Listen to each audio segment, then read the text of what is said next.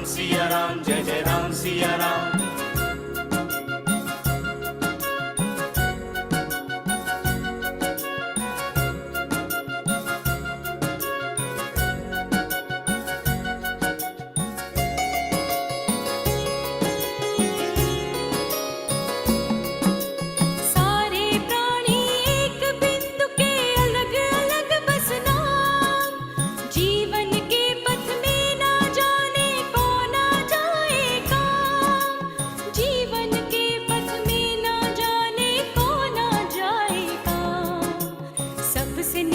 चल सबको रिझाता चल, सबसे निभाता चल, सबको रिझाता चल, मिल जाएंगे राम। राम नाम का अलख जगाता चल, मिल जाएंगे राम। राम धुन गाता चल, राम धुन गाता चल, राम धुन गाता चल, राम धुन गाता चल। राम सिया राम, जय जय Ram Siya Ram.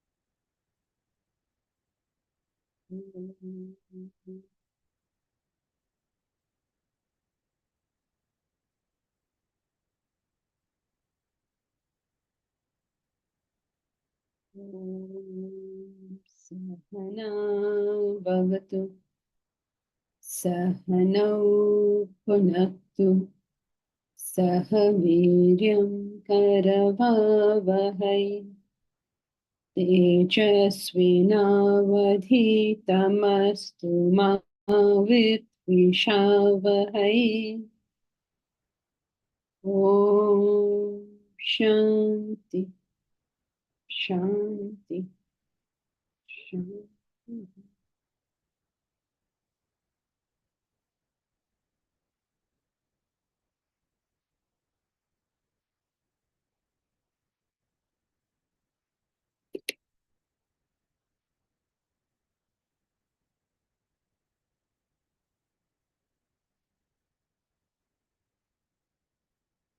We had been studying about the use and abuse of religion. So, yeah, Deepraj. Yeah, so this abuse of religion, the three ways that people abuse religion, seems to have a very popular whole. In fact, there are institutions that teach people how to approach religion only in these three ways, basically. So how did we as a society end up like this? Ignorance is always easy to develop. There is no problem in that. And it is not untrue because it is the path. The problem is not that we are misunderstanding the path. The problem is that we are misunderstanding the goal.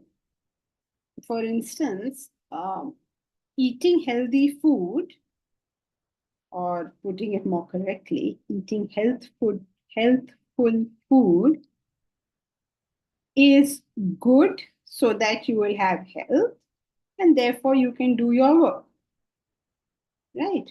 So the purpose of keeping your body healthy is that you can use it for your actions. Obviously, otherwise, why are you keeping it healthy?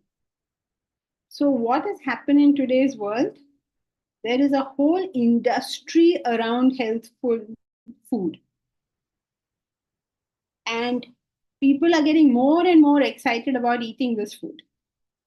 And people are saying, oh, if you eat it, it's very good. If you don't eat it, it's very bad.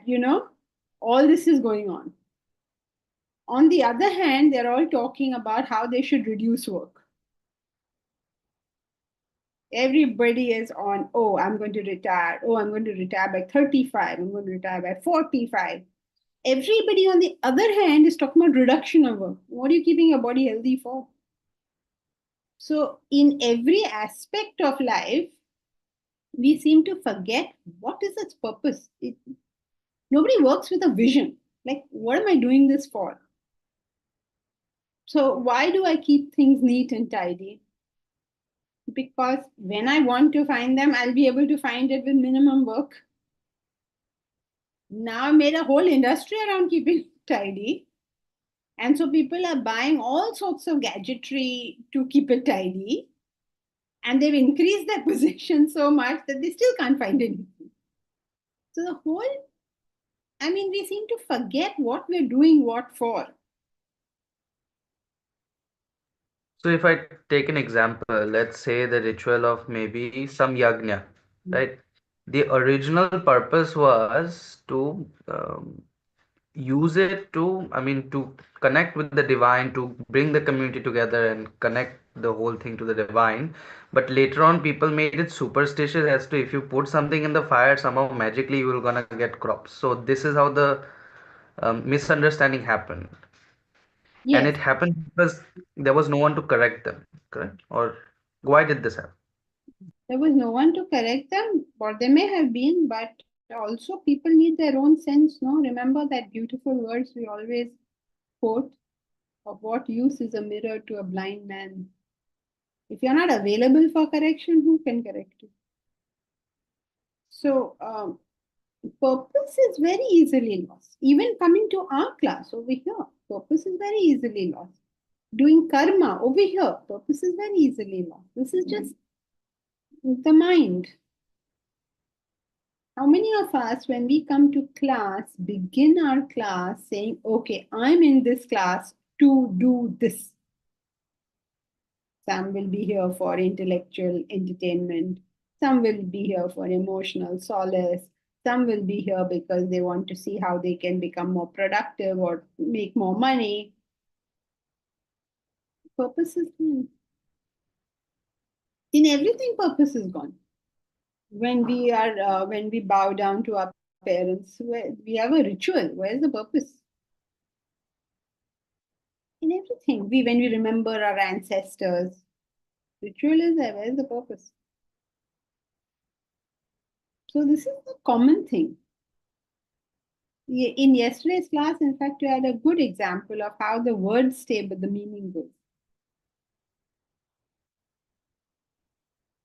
Everywhere, words stay and the meaning goes.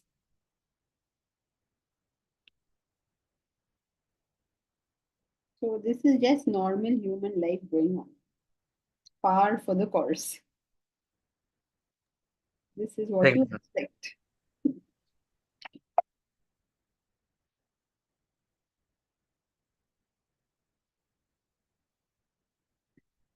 And so, every single time, we have to remind ourselves about the purpose. What is the purpose? We just keep reminding ourselves, what am I doing? Why am I doing it? If we do it as a community, all of us, we'll be incredibly powerful. It'll be the most powerful community on the surface of this earth because it knows what it is doing. No other community does that. Even the most simple things like going to earn wealth. What are you earning wealth for? Do you know this? And therefore, how much wealth will be required? Do you know this? No, aane do, chappal paar ke aane do. That is our attitude towards it. It is never, okay, I want wealth for this purpose. Therefore, I need this much. I have considered all the various purposes and I have come up to some figure. There's no numbers here at all. And without numbers, how do you work? In anything. So, same thing, that same attitude which we have to the world, we bring to our spiritual life. Obviously, right? If we looked at our material life in a very self-centered or impulsive way, we'll come to spiritual life and again be self-centered, impulsive, whatever. If in our material life we cared very much about what kind of clothes we wear, then when we come to our spiritual life also, it will be about the clothes we wear. So it is we, the individual, that requires the rehabilitation. Because otherwise, you simply change the field of activity. Exactly what we were doing in the world, we will come to a spiritual field into. That is why, when people get divorced and then they're going to get remarried, the single most important question is Have I changed? what am I doing differently this time? Have I learned anything? So, yeah, or what am I doing differently? My actions have to change. So, as when you don't do this, you repeat in the second relationship everything that happened in the first one. So, this is a universal trait, it is across everything. It's not just in religion, it is across the board, all over the place. And as long as we don't figure this out, it will be the same person in different areas. And we say now, oh, I have changed. I have changed means what? First, I used to use materialistic terminology. Now I use Vedantic terminology. That's all the change that has taken place. First, I used to say, oh, I have to make a lot of money. Now I say, you don't have an intellect. Same thing. And we were collecting something there, you're collecting something here. And so be warned that change is a difficult thing. Momita, we also make fresh mistakes given our gunas. Actually, you weren't there, no? Yesterday, I think most people weren't. Okay, so let's just go through that. It's not our gunas that make us make the fault. Our gunas exist, but we have a layer of choice, a thin layer of choice. And at that point, you have to choose correctly. That onus is on the individual. When you choose incorrectly, the layer of vasanas or gunas gets strengthened. And when you choose correctly, you're creating a new vasana, a new guna, with the consequence that something has changed. So it's not our gunas are not ever the cause of our mistakes. In fact, our gunas will determine what is a mistake and what is not a mistake. Try and understand it like this, that, okay, there are 3 children, one in first standard, one in fifth standard, one in 10th standard. Okay? Now, when the first standard child does something, you are not going to use the same yardstick as you used for the 10th standard child. But still at first standard, there's a right and a wrong. So some of those things which are technically wrong are not wrong for this first standard child. So our gunas determine what is right or wrong for us at that level. But there is a right, and that's the right we have to do. Is that clear? No, like with an example, that would be. Okay, so in first standard,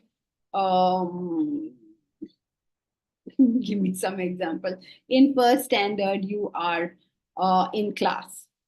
And it so happens that you want to, in the middle of the class, you want to go to the washroom.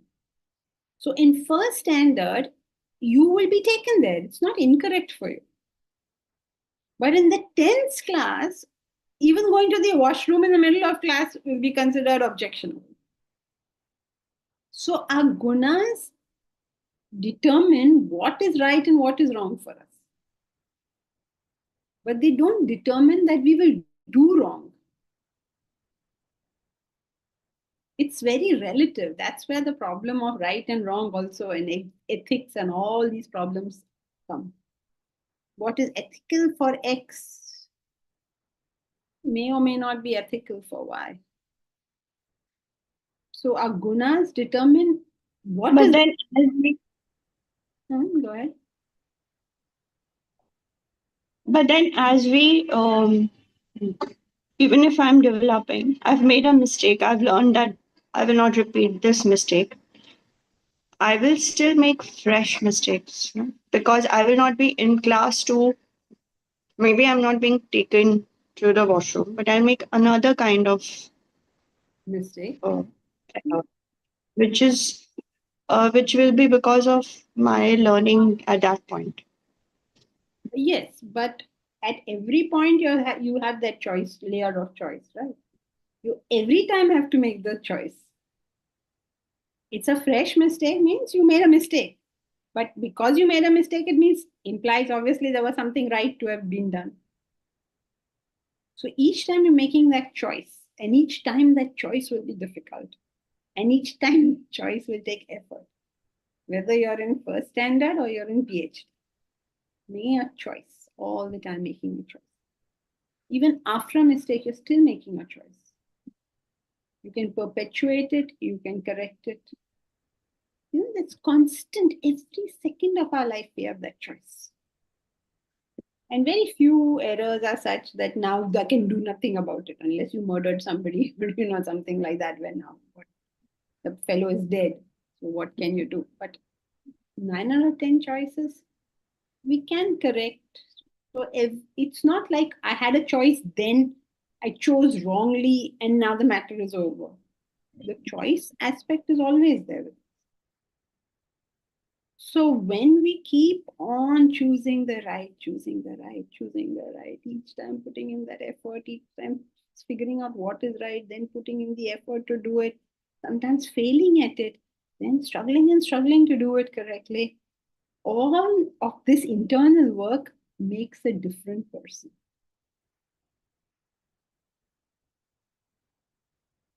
Okay, so we make fresh mistakes given our gunas. No, we make fresh mistakes, full stop.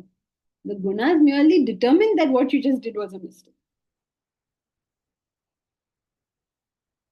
Because the same thing done by somebody else may not be a mistake. We also see more mistakes, no? As Yes. Because that choice layer is always there, whether you're on first standard or 10th standard, that choice layer is there. You have a thin layer where you can choose. right. Thank you. So as we keep on understanding the path, this abuse of religion decreases. When you're a very gross level, everybody understands that. But as you subtleize in your understanding, begin to see that there is a better way of doing this. There's a better way of doing this. There's a better way of doing this. And that effort is what eventually changes the person. This is what we're looking for. That internal person has to change somehow. Now, that's a tough thing. And neither can you do anything about it. It's an effect, right? You can't do anything. So you have to put your effort, your attention on the Sadhana. sadhana. When you start putting your attention on the sadhana, you forget what you did it for. And the sadhana becomes entertaining. Then you join some spiritual organization such as this. And in that spiritual organization, some people will be your friends, some people will be your enemies, some Some things you will like about it, some things you will not like about it. Same thing that was happening in the world. And all the attention goes to these things. That's why, whenever we go anywhere, anybody or any other team members, we all go somewhere and people say, see how that is, they've not cleaned this or they've not done that. Then we remind ourselves, one day somebody is coming to our institution and saying, see, they didn't do this, see, they didn't do that. It's easy, right, to say what all they didn't do. But you are seeing that institution, that means what all work went to make it. Now we are finding out, right? We are all finding out what goes into making it. And then at the last stage, one fan will not work or some bathroom is leaking or some such thing. And everybody will see that. Because That is what we chose. because that is that human being. That is the person. He or she has not come for sadhana. That's why there is a comment on something that has got nothing to do with sadhana. So the point of this being that when you go towards sadhana, please remember sadhana means The tools that you use for self-development. very good. The tools that you use for self-development. Eventually, the tools become more important than the self-development. The teacher becomes important. Important doesn't mean that you care for the teacher. You may be talking of the teacher either good or bad. Or the karma becomes important. That doesn't mean that you're doing the karma. It means you consider it good or bad. Some people say, oh, this is fantastic. Some people say, oh, this is terrible. Whatever they say. Or the knowledge itself. Yeah. Janaki, there is one doubt. That is with regard to the previous one. You said that we talked about the thin layer of choices. Are we talking about free will there? In this context, no. In this context, we're just talking on the practical ground. Free will is a philosophical discussion. Okay. But why do we have this? The base will be that. But in this context, it's not relevant. Okay. So we come to sadhana and we have opinions on things that have got nothing to do with our sadhana. It could be any part of it. Whether you're saying good or bad, it doesn't matter whether you're saying good or bad, it's the same thing. Yeah, Mamita. We say the gunas did it, not the person. So then the mistakes are attributed to the gunas, the actions, Not the person, no, not the self. not the self. Yeah. Self hasn't made any mistake. It is the gunas that do it, not the self. So in that context, you're talking about the individuality, not the self. But also, like if I'm tamasic or rajasic, then I will have a lot of perceptions and therefore actions which are wrong. So they'll come from that base. Yeah, but it will also not be wrong for you. No, I'm not getting that. It will have consequences. The action, because of my wrong perception and action, it will have consequences. It will. But it So- won't be wrong for you. See, okay, remember that story about Newton's dog Diamond? Newton had written 20 years of research in a book, and his dog Diamond jumped on the table, knocked over the candle, and the candle burned that book. So when Newton entered the room, not dog, sorry, cat, was it? Was it cat or dog? You said it was a dog, so Originally, yes, it was a dog. Okay. So it jumped on, and then Newton entered the room. His book is in flames, and it is not like he has backup on his laptop or something. It was the only copy of his book. And 20 years research, not a book as in a story, but book as in 20 years of research. And when he looked at what Diamond had done, he said, You little know, Diamond, what you have done. You little know. I mean, humanity has lost this research. It's not just Newton wrote a book and the book is no more. It's like he was discovering the laws. Now, when Diamond jumps on the table and burns the book, is it wrong for Diamond? No. So your gunas determine what is right and wrong for you. But consequences you will get because those are physical realities.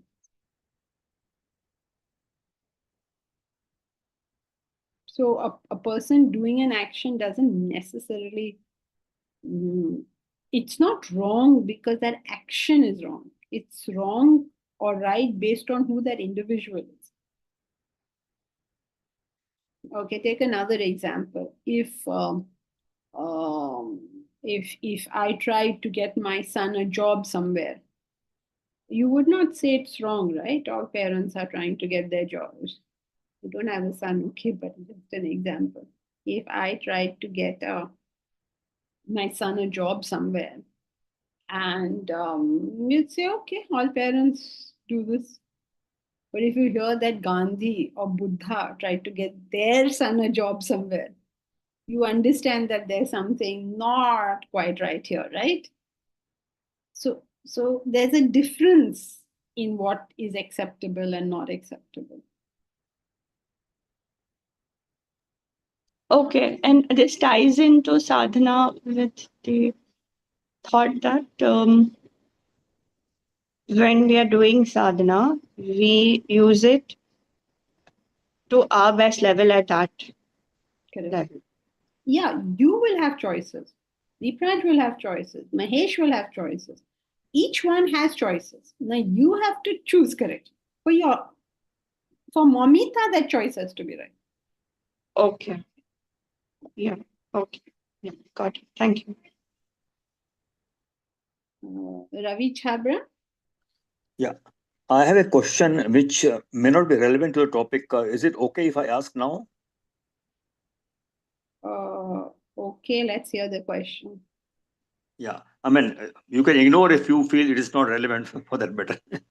Okay, my question is that it is said that vasanas and desires, whatever we have got, and if they are not finished, they take a shape in a different body.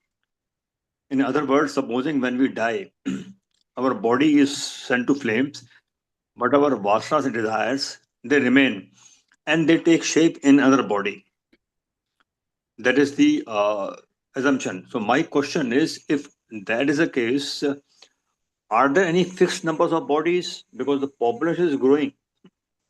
So how do we justify that? That is the confusion in my mind. Thank you. All right, that is really off the point. Okay, so just very briefly, we won't discuss it, but just very briefly, when you ask this question that the population is growing, so there seems to be some problem with this theory of reincarnation. The answer to that point is you are assuming that only humans become humans. But in the room you're sitting, there are more creatures than there are humans on this planet. So the number issue doesn't count. The other one you're assuming is everybody who dies here is born here. The assumption being that there is no life anywhere else in this universe other than here. That also is an incorrect assumption. In fact, when you see many people over here, you should be convinced that there has to be life elsewhere because these look quite alien, these forms. So it should be a reason to say that there is alien life. Okay, is that fine? Could it be that there's a life after death, but the life may not be in the form of a human form?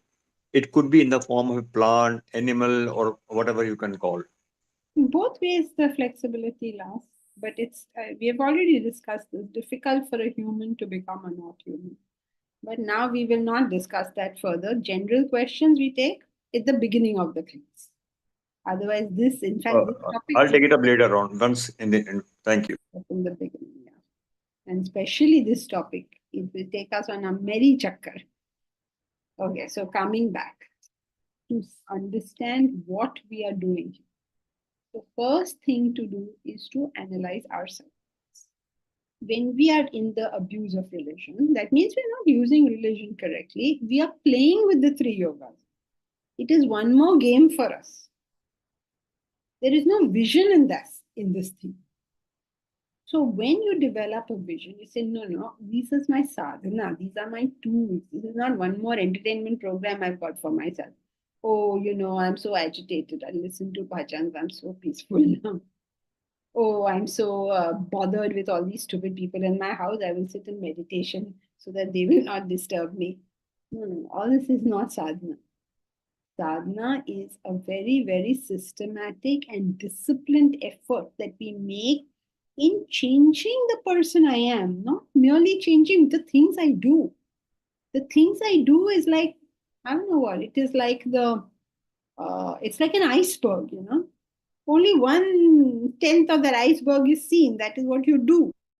All that stuff below has to change. But in the moment you go to religiosity, you want to change what you do. Again, doing.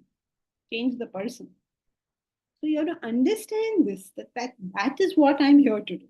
I'm changing that inherent person.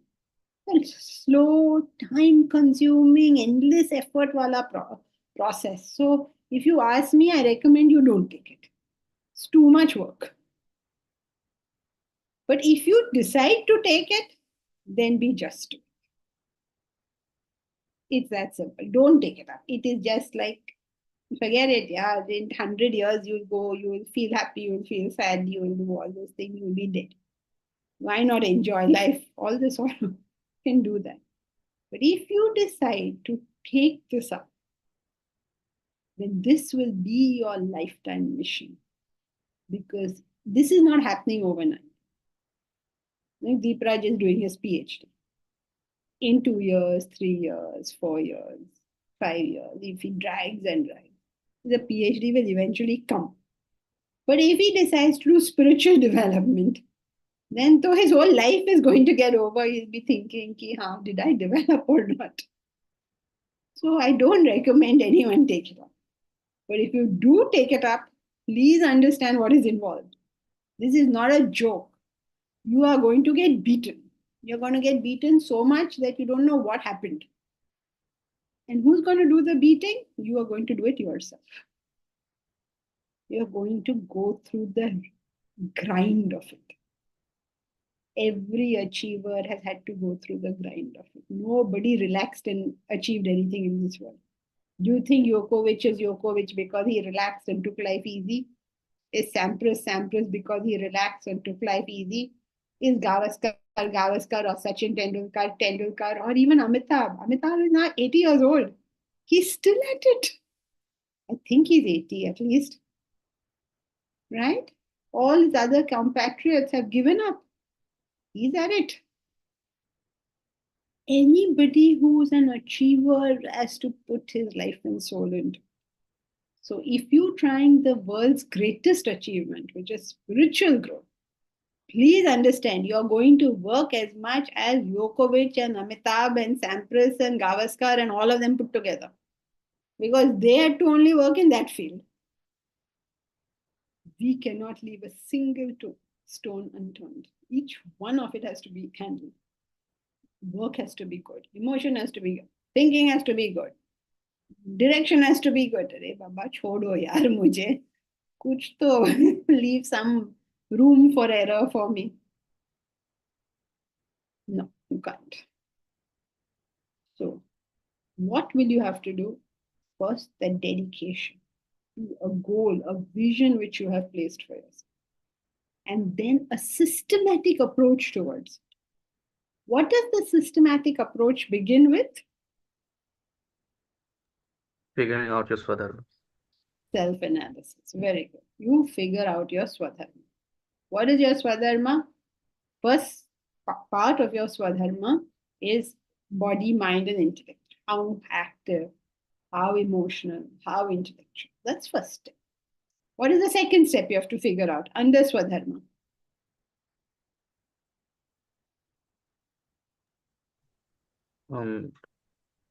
Where am I Yeah. spiritually?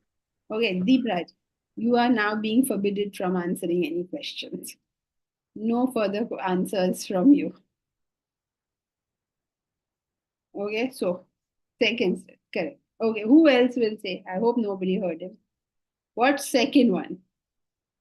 First, you have to figure out your Swadharma in terms of body, mind, intellect. How active, how emotional, how intellectual. Second step, you have to figure out A goal. Your likes and dislikes.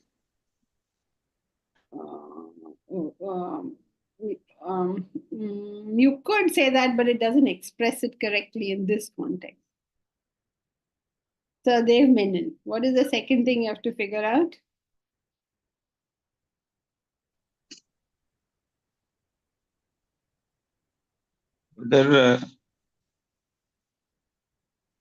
Whether I am interested more towards, my leanings are more towards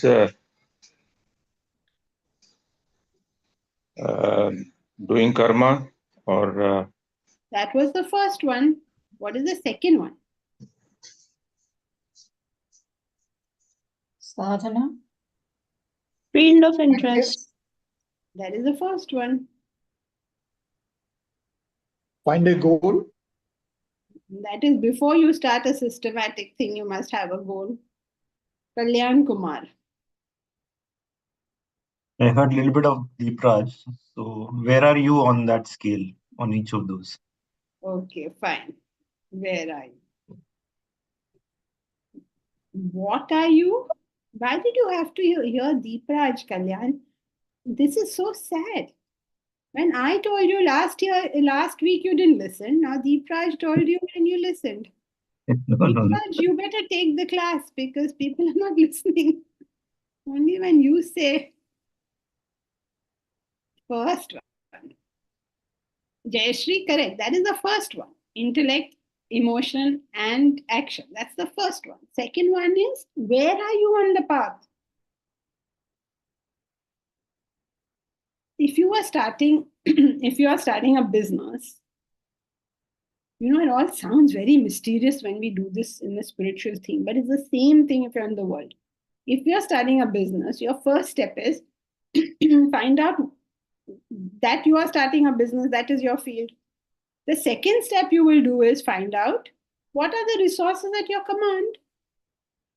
That's what you do, right?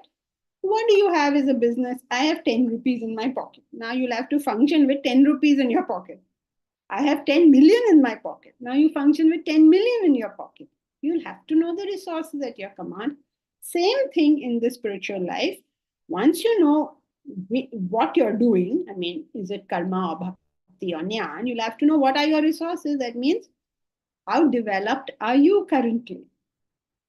Where are you on this path? What is your next step is always determined by where you are now. I have 10 rupees. What is my next step? I want to beat Mukesh Ambani. Pagal hai kya?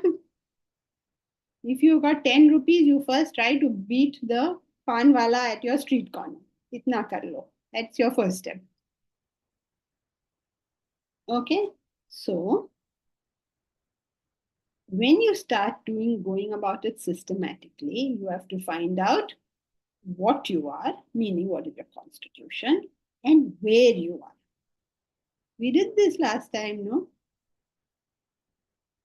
You all were all there, no, last time? Now we have to get Deepraj to say it. What you are and where you are. Means, what is your constitution and where on the spiritual development level are you? Based on this, you will decide. If you are very, very low, you will have to do things like Hatha Yoga. You'll have to force. Hatha means force. You'll have to do some forceful activity. If you're very, very high, you will have to do things like meditation. You can't be low and do meditation or go to the verge of realization and say, okay, now I'm going to force something on myself. And do all this stuff. So these are the two things you're going to know, and based on them, you will design your sadhana. Okay, so far so good.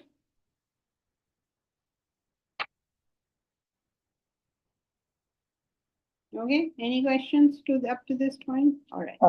When does the goal come in? Right in the beginning, because why are you taking Mahesh, why are you asking? If you don't have a goal, why will you have a sadhana? So is that the first step? That is pre-first step. When you want to achieve something, then you do these things. If you don't want to achieve anything, then why are you doing anything? Suppose you say, I want to put a Vedanta university. Now, having said that, now what do we have to do?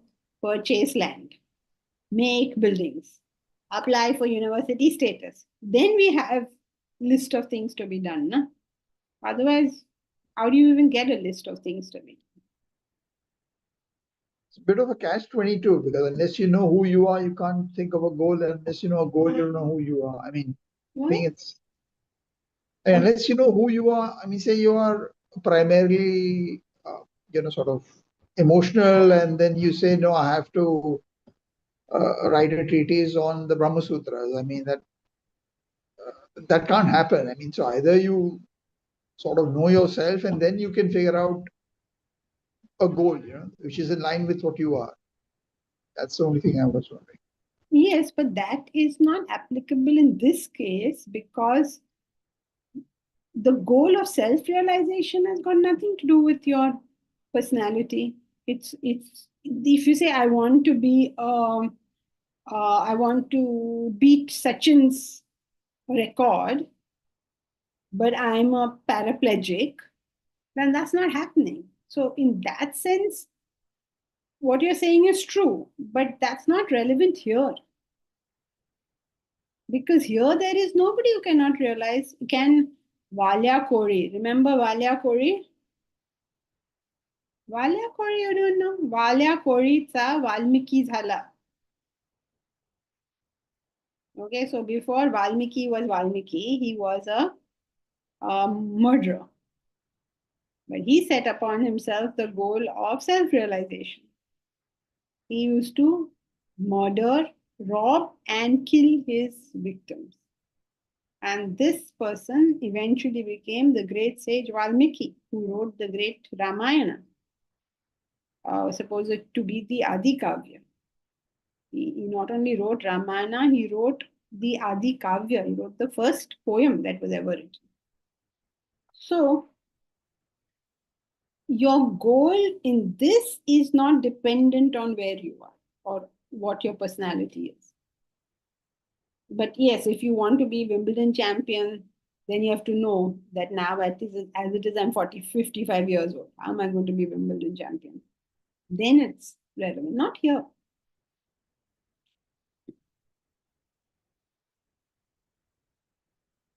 Everybody and anybody can realize the self. Anybody. It's the most democratic goal in the world. Nobody's outside. Why is nobody outside? Mahesh, why is nobody outside?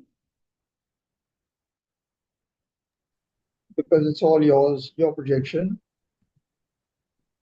Because everyone is the self. Who can stop you from knowing yourself? You could be the worst person or the best person. You're still the self. So you are never debarred. I mean, who can debar you from knowing your own self? You're not getting something from outside, right?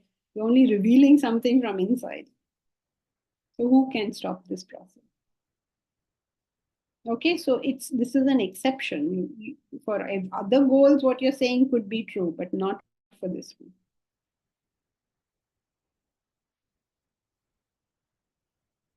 Okay, thank you. Yes, Mamita? So, Swadharma, when we say Swadharma, we normally mean what is our goal in life, right? No, right? Never. If you're looking at it from a material point of view, you fix your Swadharma. Within the Swadharma, you fix a higher ideal, what Mahesh was talking about. Swadharma and goal are two different things. Swadharma is a field of activity. In which field are you going to work? If you're talking in the material world. So you are an author. So you will work in the field of being an author. So, or whatever. I'm not making a comment on what you are. But in that you'll have a goal. Okay, in 2025, I want to write 3 books, whatever your goal. That's your goal. So it is not like ikigai or anything. It's different. It's not where you decide, oh, these are what I'm good at, and therefore my goal should be this. That is not how it is. Should be. No. Goal is never should be. Goal is what I am inspired by. Depending on the tools I have, no. Your goal is what you're inspired by. Where you start depends on the tools you have. Take what is his name, Dhirubhai Ambani. He lived in a chawl. That didn't stop him from having that goal. Bill Gates didn't stop him from his goal. Goal and resources are not connected. If you remember, when we set out to set up the Vedanta University, we had 11,000 rupees in the bank. Based on that, we should have said, okay, chalo, let us put a goal of renting one small 10 by 10 room, right? Because even that would not be possible. Even 1 month's rent, we wouldn't be able to give. So is Swadharma necessarily spiritual then? Because it uses the word dharma. So what is dharma for me is what is spiritually best for me. The word dharma only refers to nature. Dharma means the dharma of fire is heat. The dharma of sugar is sweetness. Means that which is inherently you. Dharma also means religion. Dharma also means duty. Dharma also means many things, but in this case, it's referring to your nature. Okay. And otherwise, everybody's dharma is to realize the self, right? No, everybody's dharma is the self, not to realize it. The nature, okay. Okay, thank you. Yeah, Deepraj. Just a technicality, because you just said everybody's dharma is the self, but the dharma, like swadharma means my dharma. So the same word we're using for the self and we're using for the composition. Yes. Okay. Okay. Dharma. Dharma means your dharma is the self. Your swadharma, when you say this is my dharma, now it's talking about the composition, because suddenly there is a my. My implies there is a you. Otherwise, my has no meaning. Mine as opposed to yours. Otherwise, what is mine? So you've made a division. Since you made a division, now it's composition. Got it. Thank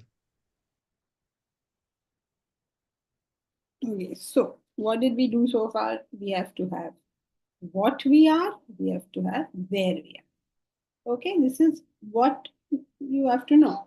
Once I have a spiritual goal, I've got to know what are the resources at my command, which means how much can I do karma, how much can I do bhakti, how much can I do jnana at the moment. And I have to know what of it, like what type of karma. At the very lowest level, I have to do karma that means benefit my family. At the highest level, I have to do karma that means I will benefit humanity, right? So what am I trying to do? Where am I pitching this thing? I have so far don't care about my family and I want to work for humanity. Doesn't make sense.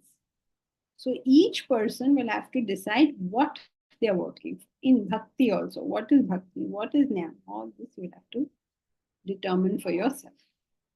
Right? Now let's read further. Ruchika Vankare. Is it clear so far?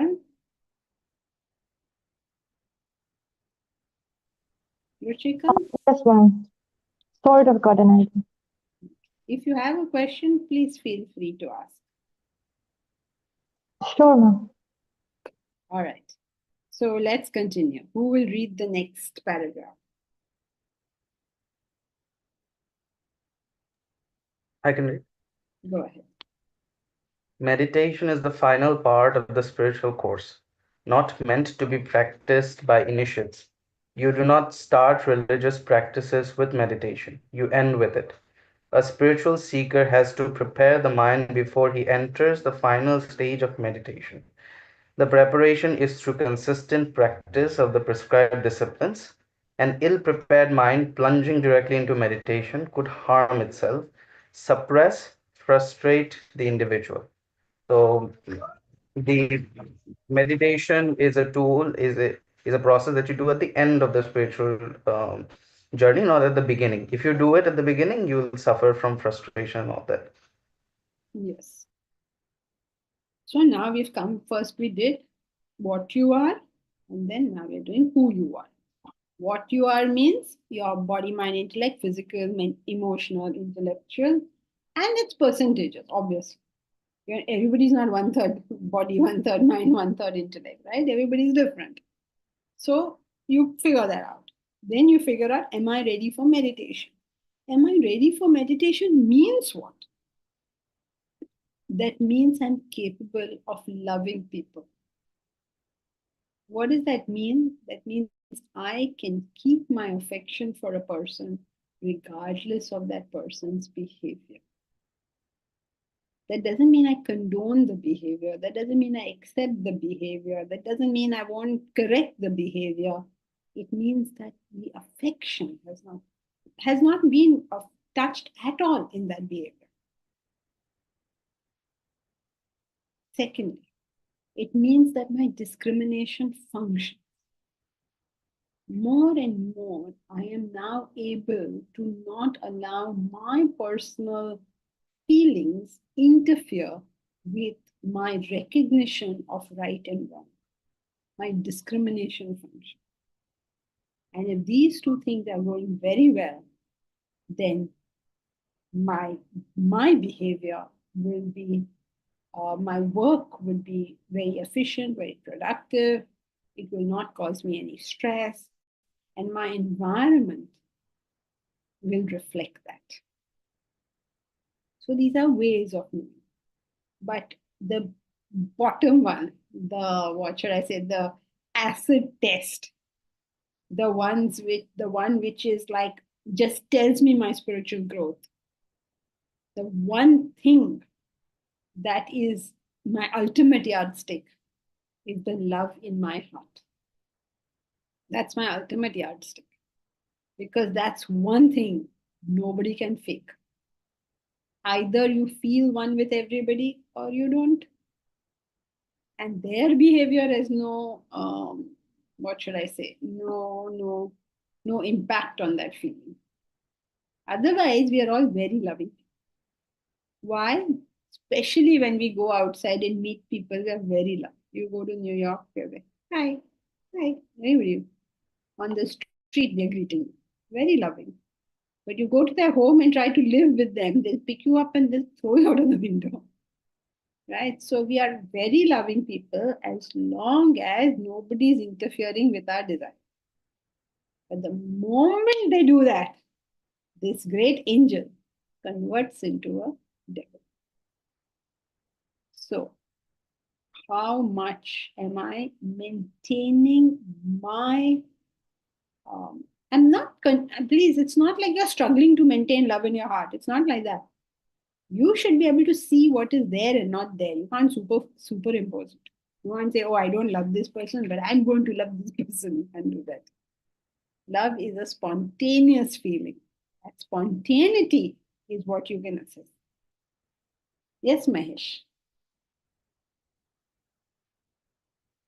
You're muted.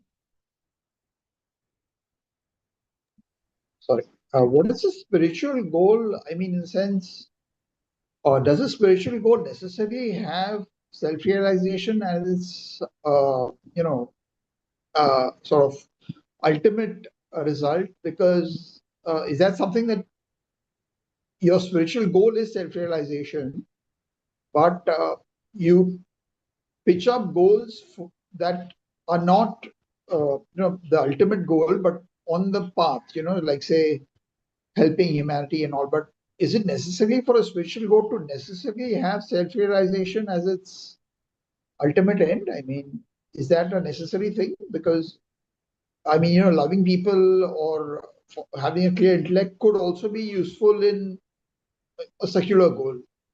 So, what do you mean by a spiritual goal exactly? A spiritual goal refers to self-realization. However, 99.9% of the people in this world cannot possess that kind of a goal.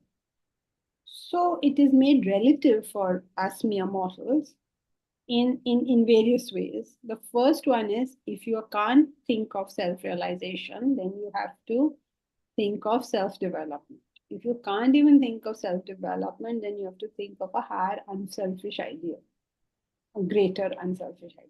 If you can't even do that, then you must think of a unselfish thing, but not that high. If you can't even do that, according to Krishna, at least give up the fruit of action. Okay, this is what he has given us. This last one is give up the fruit of action. Itna to kar lo bhaiya. To which you say, no, ye bhi mujhse nahi ho raha hai, then you are out of this field, because there is nothing lower than that. If you go any lower, you have to enter selfish action. So in actual terms or absolute terms, yes, the only goal is self-realization. But it is made relative so that people can take the next step forward if they want spiritual growth. So they put the concept of self-realization at the back of their mind and say, okay, that's what I do want at the end, but at the moment now I'm going to work for this. Now your problem, which you may not have stated, may be more like other religions don't give self-realization as the spiritual goal. They do, because they talk about things like merging with God or being with God or sitting on the right side of God. They're all in their way talking about the association with divinity, whatever way you want to associate, even if you want to play with God, whatever it is, but it's all the association with divinity being unknown and transcendental. So as long as you want that unknown transcendental, if you want unknown terrestrial, you'll become a Scientist. very good. You become a scientist. But now you want unknown transcendental. That makes you in the spiritual category.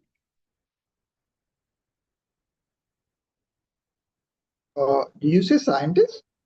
Mm-hmm. Unknown? But there's a lot of other disciplines that are non-spiritual. I don't know why. I mean, unknown. Okay. I mean, I just was the impression. Are you looking at scientists and spiritual as the only ways who can pursue Broadly particular? speaking, Broadly. yeah, because Okay. you have what will pursue the unknown in you? Only intellect, mind cannot pursue, body cannot pursue. Only intellect pursues. When the gross intellect pursues, you go into science. When the subtle intellect pursues, you go into spirituality. Or art and commerce and What are you pursuing in commerce, which is new? Commerce, all you can do is make more money. What else can you do in commerce? I mean, economy, you find out different laws of So wait, economy. finding out different laws comes under what? Yeah, I mean, but it's not categorized under science. And in commerce, I Oh suppose my God, you're taking a very, oh God, I'm not going down that lane with you. All these science students, they're very particular what comes under science and what doesn't. And according to the physicists, nothing but physics comes under science. We are not doing that. I feel gross. art, you have different types of art, your modern art and you have classical art. You could start a new movement in art. I mean, it's awesome. But that's fine. Yeah. I got the point, but I'm just being Any nitpicky study here. that involves, okay, you can say, even, in Vedantic language, mind never discovers anything. So creativity is also in the intellect only. How can mind is, we've defined it as it's going along the old channel. So creativity by Vedantic standards will come in the intellect, not mind. Fine. Okay. Just want to make sure that, self-realization is what you're looking at in the ultimate sense when you're on the spiritual path. Yes. Thank you. And if you want to make it more imprecise, you can say unknown, transcendent. Thank you. Can we- Chabra? Yeah, 1 second. Yes. Yeah, once again, I'm coming up with a question which is maybe quite disturbing. Disturbing. Okay.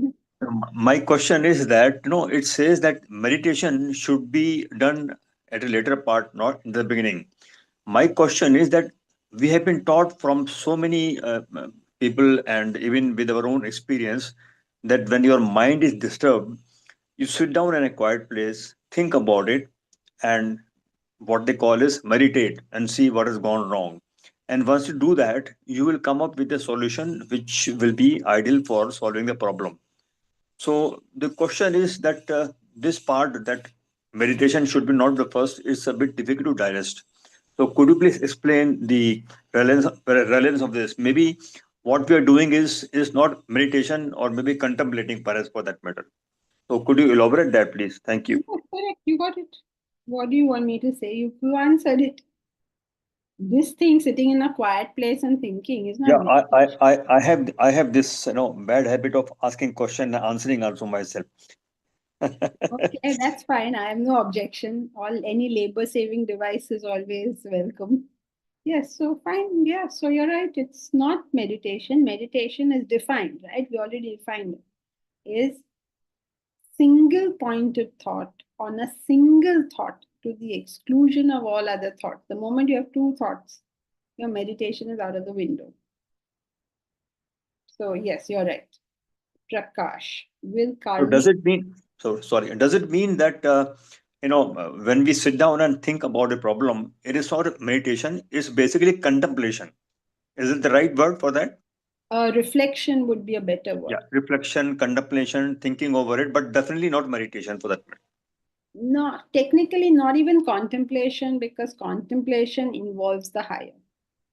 So if you just have a problem like, I don't know what, my son isn't doing well at school, I want to encourage him to do better, this won't come under contemplation. Contemplation will be questions like, ये किस कवि की कल्पना, ये कौन चित्रकार है? That'll be contemplation. It involves. Thank you. Yeah.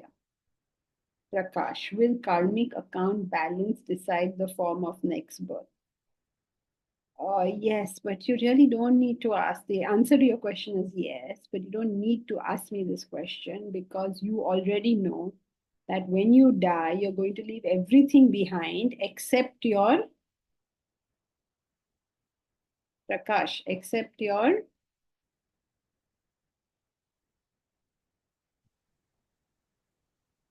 everything's going to stay here except your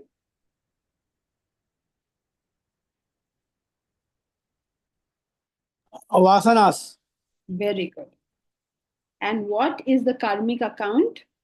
The bad and things net balance. Your vasanas. Karmic account is nothing but vasana. Okay. So, will it decide your next janma? Yes. If we are thinking good and bad and all, there is no good and bad in nature. Good and bad are all human constructs. Okay. In nature, there is only cause and effect. You created a certain kind of thought pattern. It means you created that desire. You'll be born next time with that desire. If you create very gross desires are more probably interrupted than subtle desires. So you will suffer not because of some external mechanism, but you have gross desires. They get interrupted, means the world will not fulfill them, and therefore you're agitated. Thank you. Thank you. Then who else? Deepraj. Oh, we are well beyond time. Okay. Just to build on Raviji's thing, I mean, like, say something that we don't categorize as meditation, say some vipassana, right? the Vipassana meditation, where you're asked to focus on breath. That is okay to be done by initiates because it's not like that intellectually intensive. It's like focusing on breath and temporarily cooling your mind. I mean, it's not necessarily going to give you any spiritual benefit, but maybe temporarily cool your mind so that you can then reflect. I don't know, because focusing it means intellect. Focusing on the breath is how long are you doing it? That will strain your intellect. It's like concentration, right? You're forcing yourself to concentrate. You should be capable of the concentration you're doing. If you're not capable, it's just like saying you're playing badminton. You should be capable of the badminton you're playing. Otherwise, next 3-4 days you won't be able to walk or move your hands or anything. It's just common sense, most of this. Yeah. So will that be recommended for initiate doing? I mean, you can't really say you have to study the individual, study what they are doing, all this.